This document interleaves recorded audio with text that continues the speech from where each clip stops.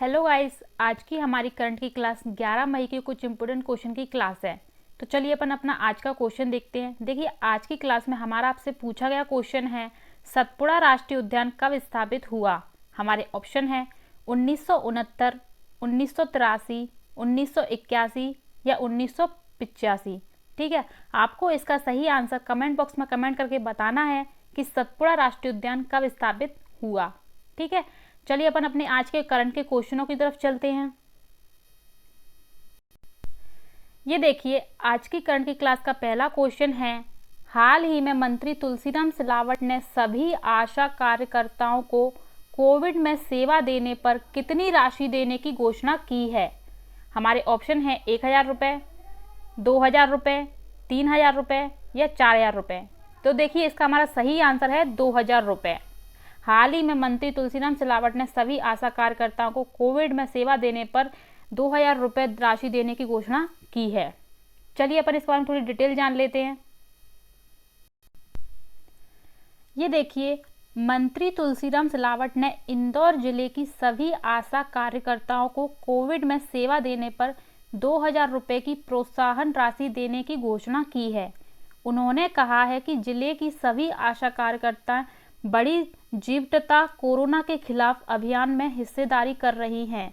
यह राशि एक बार ही उनके खाते में जमा की जाएगी। इसका लाभ जिले की 1499 आशा कार्यकर्ताओं को मिलेगा। ठीक है फ्रेंड, तो आप लोग ये ध्यान रखना। चलिए अपन अगला क्वेश्चन देखते हैं। ये देखिए, हमारा अगला क्वेश्चन है, बीसीसीआई द्वारा मध्य प्रदेश के किस शहर के आवेश खान को भारतीय क्रिकेट टीम में शामिल किया गया है। हमारे ऑप्शन है भोपाल, ग्वालियर, इंदौर या जबलपुर। तो देखिए, इसका हमारा सही आंसर है इंदौर। बीसीसीआई द्वारा मध्य प्रदेश के इंदौर शहर के आवेश खान को भारतीय क्रिकेट टीम में शामिल किया गया है। ठीक है, चलिए अपन आवेश खान के बारे में थोड़ी डिटेल जान लेते हैं। ये देखिए, इंदौर के विख्यात जाने माने क्रिकेटर आवेश खान, जो आईपीएल सीजन 14 के अंदर दिल्ली कैपिटल्स टीम की ओर से तेज गेंदबाज के रूप में टीम में अपनी जगह बनाई और शानदार बॉलिंग का नज़ारा दिखाया।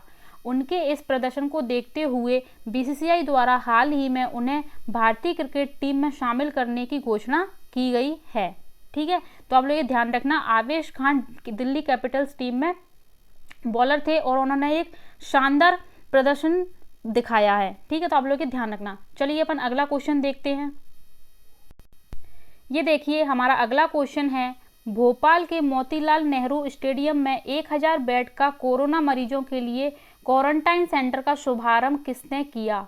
हमारे ऑप्शन है शिवराज सिंह चौहान, धर्मेंद्र प्रधान, ए और बी दोनों या इनमें से कोई नहीं। तो देखिए, इसका हमारा सही आंसर है ए और बी दोनों। शिवराज सिंह चौहान और धर्मेंद्र प्रधान दोनों ने भोपाल के मोतीलाल नेहरू स्टेडियम में 1000 बेड का कोरोना मरीजों के लिए क्वारंटाइन सेंटर का शुभारंभ किया है। शिवराज सिंह चौहान मध्य प्रदेश के मुख्यमंत्री हैं और धर्मेंद्र प्रधान हमारे केंद्रीय मंत्री हैं। ठीक है, आप लोग ध्यान रखना। चलिए इसके बारे में थोड़ी डिटेल जान लेते हैं। ये देखिए, मोतीलाल नेहरू स्टेडियम में 1000 बेड की क्षमता का माधव सेवा केंद्र क्वारंटाइन रविवार शाम से शुरू हो गया। मुख्यमंत्री शिवराज सिंह चौहान, केंद्रीय मंत्री धर्मेंद्र प्रधान और भाजपा प्रदेश अध्यक्ष बीडी शर्मा ने सेंटर का शुभारंभ किया। इसे भोपाल जिले की भाजपा इकाई ने सामाजिक संस्थानों की मदद से तैयार कराया है। सेंटर में अलग अलग वार्ड तैयार किए गए हैं। यहाँ वार्ड के नाम स्वतंत्रता सेनानियों और महापुरुषों के नाम पर रखे गए हैं। ठीक है, तो ये भी आप ध्यान रखना। ठीक है, हमारे मुख्यमंत्री और केंद्रीय मंत्री धर्मेंद्र प्रधान ने इसका शुभारंभ किया है। चलिए अपन अगला क्वेश्चन देखते हैं। ये देखिए, हमारा अगला क्वेश्चन है, मध्य प्रदेश का दूसरा बैलून आईसीयू किस जिले में बनाया जा रहा है। हमारे ऑप्शन है भोपाल, रीवा, सागर या जबलपुर। तो देखिए, इसका हमारा सही आंसर है भोपाल। मध्य प्रदेश का दूसरा बैलून आईसीयू भोपाल जिले में बनाया जा रहा है। ठीक है, ये देखिए बैलून आईसीयू, तो ये दूसरा बैलून आईसीयू है जो हमारे भोपाल जिले में बनाया जा रहा है। पहला बैलून आईसीयू हमारा कहाँ है, तो पहला बैलून आईसीयू हमारा जबलपुर में है, जबलपुर। ठीक है, पहला हमारा जबलपुर में है, दूसरा हमारा भोपाल में बनाया जा रहा है। ठीक है, चलिए अपन अगला इसके बारे में डिटेल जान लेते हैं। ये देखिए, भोपाल के हमीदिया अस्पताल में 10,000 वर्ग फीट में बनाया जा रहा प्रदेश का दूसरा बैलून आईसीयू, जहां सिर्फ कोविड मरीजों का इलाज होगा। इसे हेल्थ इमरजेंसी में बनाया जा रहा है और अभी भोपाल के हमीदिया अस्पताल में इसे बनाने का काम 1-2 दिन में शुरू हो जाएगा।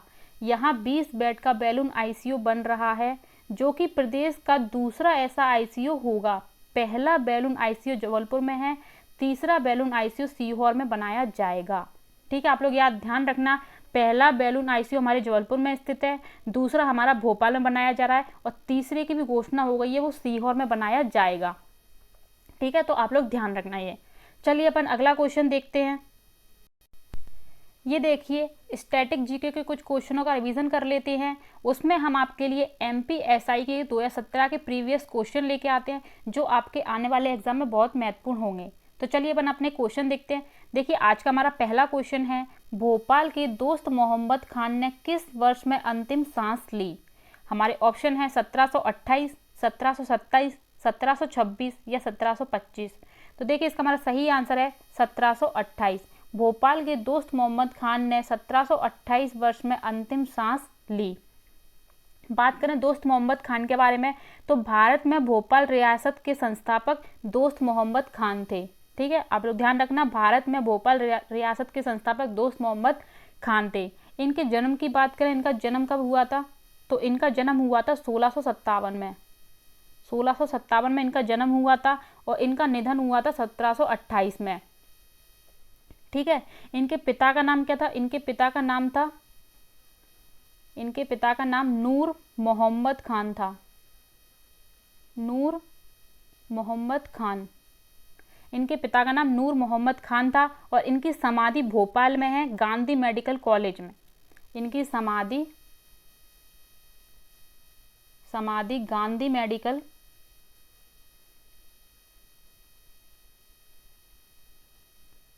गांधी मेडिकल कॉलेज में है, भोपाल में स्थित। आपको पता ही होगा, गांधी मेडिकल कॉलेज हमारा भोपाल में स्थित है, वहाँ इनकी समाधि है। ठीक है, तो आप लोग ध्यान रखना, इनका जन्म हुआ था 1657 में, इनका निधन हुआ 1728 में। समाधि इनकी गांधी मेडिकल कॉलेज में है, भोपाल में, और पिता का नाम इनके नूर मोहम्मद खान था। ठीक है, आप लोग ये ध्यान रखना।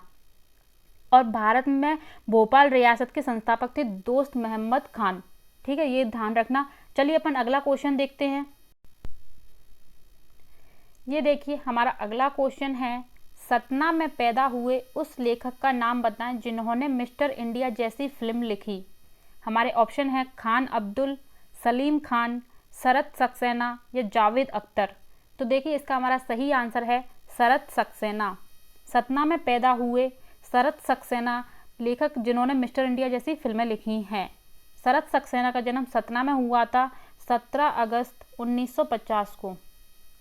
17 अगस्त 1950 को सतना में इनका जन्म हुआ था और इन्होंने काफ़ी हिट फिल्में दी हैं, जैसे मिस्टर इंडिया फिल्म के लेखक रहे हैं, त्रिदेव के रहे हैं, त्रिदेव, घायल,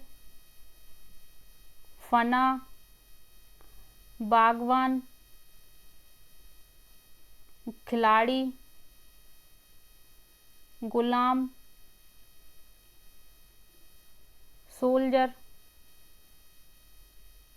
ये आदि इन्होंने ऐसी बहुत हिट फिल्म इन्होंने लेखक रहे हैं इन फिल्मों के। ये तो आप लोग ध्यान रखना।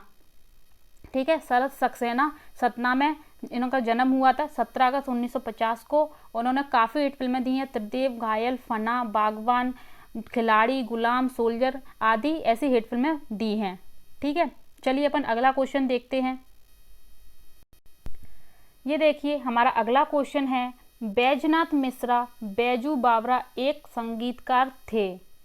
कौन से संगीतकार थे? हमारे ऑप्शन है टप्पा, ख्याल, ध्रुपद या गज़ल। तो देखिए, इसका हमारा सही आंसर है ध्रुपद। बैजनाथ मिश्रा या बैजू बावरा एक ध्रुपद संगीतकार थे। ठीक है, बात करें बैजू बावरा, बैजनाथ मिश्रा इनका नाम था, इनको बैजू बावरा के नाम से जाना जाता है। बैजू बावरा ग्वालियर के मानसिंह तोमर के दरबारी संगीतकारों में से एक थे। ठीक है, ध्यान रखना आप, बैजू बावरा ग्वालियर के मानसिंह तोमर के दरबारी संगीतकारों में से एक थे। इनका जन्म चंदेरी में हुआ था। इनका जन्म चंदेरी में हुआ था। चंदेरी पता आपको कहाँ पड़ता है? तो चंदेरी हमारा पड़ता है अशोकनगर में, अशोकनगर में हमारा चंदेरी पड़ता है। इनका जन्म चंदेरी में हुआ था और इनके गुरु का नाम हरिदास स्वामी था। हरिदास स्वामी इनके गुरु का नाम था। और बैजू बावरा की समाधि भी चंदेरी में स्थित है। समाधि भी चंदेरी में स्थित है। ठीक है, ये इंपॉर्टेंट फैक्ट हैं, एग्जाम में पूछे जा सकते हैं कि बैजू बावरा की समाधि कहाँ स्थित है? तो चंदेरी में स्थित है। इनका जन्म चंदेरी में हुआ था और बैजू बावरा के गुरु का नाम हरिदास स्वामी था। ठीक है, और ये एक ध्रुपद संगीतकार थे और ग्वालियर के मानसिंह तोमर के दरबारी संगीतकारों में से एक थे बैजू बावरा। ठीक है, आप लोग ये ध्यान रखना। चलिए अपन अगला क्वेश्चन देखते हैं। ये देखिए हमारा अगला क्वेश्चन है, शौकत महल कहाँ स्थित है? हमारे ऑप्शन है ग्वालियर, मांडू, होशंगाबाद या भोपाल। तो देखिए इसका हमारा सही आंसर है भोपाल जिले में। शौकत महल हमारा भोपाल जिले में स्थित है। बात करें शौकत महल की, तो शौकत महल किसने बनवाया था? तो इसे एक फ्रांसीसी द्वारा बनाया गया था। फ्रांसीसी द्वारा शौकत महल बनाया गया था। ठीक है, और ये भोपाल जिले में स्थित है। तो आप लोग ये ध्यान रखना। चलिए अपन अगला क्वेश्चन देखते हैं। ये देखिए हमारा अगला क्वेश्चन है, कला वेदिका कहाँ स्थित है? हमारे ऑप्शन है इंदौर, ग्वालियर, भोपाल या जबलपुर। तो देखिए इसका हमारा सही आंसर है ग्वालियर। कला वेदिका हमारे ग्वालियर जिले में स्थित है। ठीक है, कला वेदिका क्या है? तो कला वेदिका एक संग्रहालय है। ठीक है, ध्यान रखना, एक संग्रहालय है। यहाँ पर भारत की कई महान संगीतकारों के वाद्य यंत्र और निजी वस्तुएं सुरक्षित रखी जाती हैं। ठीक है, आप लोग यहाँ ध्यान रखना, कला वेदिका में यहाँ पर भारत की महान संगीतकारों के वाद्य यंत्र और उनकी निजी वस्तुएं सुरक्षित रखी जाती हैं कला वेदिका में। ठीक है, तो आप लोग ये ध्यान रखना, एग्जाम में पूछा जा सकता है कि कला वेदिका क्या है? तो एक संग्रहालय है और जो कि ग्वालियर में स्थित है और जिसमें महान संगीतकारों के वाद्य यंत्र या उनके निजी सामान या उनकी निजी वस्तुएं सुरक्षित रखी जाती हैं। ठीक है, तो आप लोग ये ध्यान रखना। चलिए अपन अगला क्वेश्चन देखते हैं। ये देखिए हमारा अगला क्वेश्चन है, एल्कलाइट कारखाना कहाँ स्थित है? हमारे ऑप्शन है देवास, नीमच, होशंगाबाद या इटारसी। तो देखिए इसका हमारा सही आंसर है नीमच। एल्काइट कारखाना हमारा नीमच जिले में स्थित है। ठीक है, नीमच जिले की बात करें तो सीआरपीएफ का ट्रेनिंग सेंटर भी हमारा नीमच जिले में स्थित है। सीआरपीएफ का ट्रेनिंग सेंटर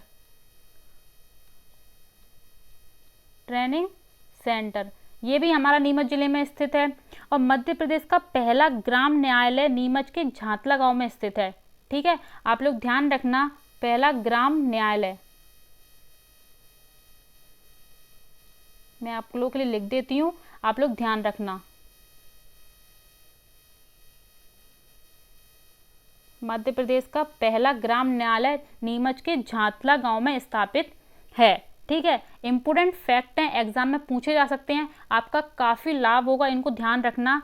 ठीक है, एल्काइट कारखाना नीमच जिले में स्थित है और नीमच में ही सीआरपी ट्रेनिंग सेंटर स्थित है और मध्य प्रदेश का पहला ग्राम न्यायालय नीमच के झांतला गांव में स्थापित किया गया है।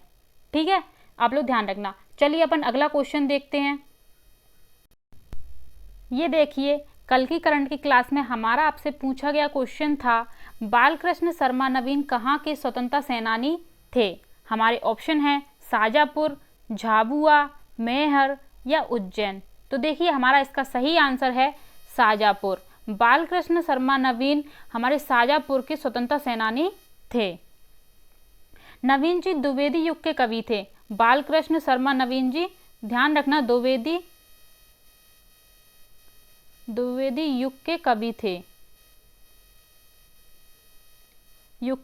थे। इन्होंने ब्रज भाषा के प्रभाव से हिंदी में काव्य रचनाएं भी की हैं।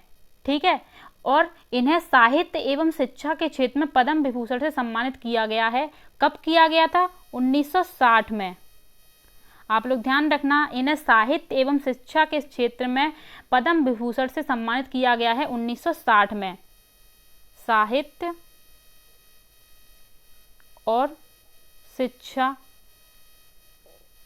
के क्षेत्र में इन्हें 1960 में पद्म विभूषण से सम्मानित किया गया है। ठीक है, तो ये इंपॉर्टेंट फैक्ट हो सकता है, एग्जाम में पूछने जा सकता है कि इन्हें साहित्य एवं शिक्षा के क्षेत्र में पद्म विभूषण कब मिला था, तो ये मिला था इन्हें 1960 में। ठीक है, आप लोग ये ध्यान रखना। और बालकृष्ण शर्मा नवीन हमारे शाजापुर से स्वतंत्रता सेनानी थे। ठीक है, ऐसे ही डेली करंट की क्लास हमारे धाकड़ कॉम्बो क्लासेस के यूट्यूब चैनल पर देखते रहिए, और फिर डेली करंट की क्लास लेने के लिए हमारे धाकड़ कॉम्बो क्लासेस के यूट्यूब चैनल को सब्सक्राइब कर दीजिए, बेल आइकन दबा दीजिए, जिससे डेली आपको हमारी क्लास मिलती रहे। फ्रेंड, आपको हमारी वीडियो कैसी लगती है ये कमेंट बॉक्स में कमेंट करके जरूर बताएं। करंट के क्वेश्चनों के साथ साथ हम आपके स्टैटिक जीके के क्वेश्चनों का भी रिवीजन कराते हैं, जो आपके आने वाले एग्जाम में बहुत महत्वपूर्ण होंगे। तो आप लोग पूरी वीडियो देखिए ध्यान से, और वीडियो कैसी लगी ये कमेंट बॉक्स में कमेंट करके जरूर बताएं। सो आज के लिए थैंक यू, धन्यवाद।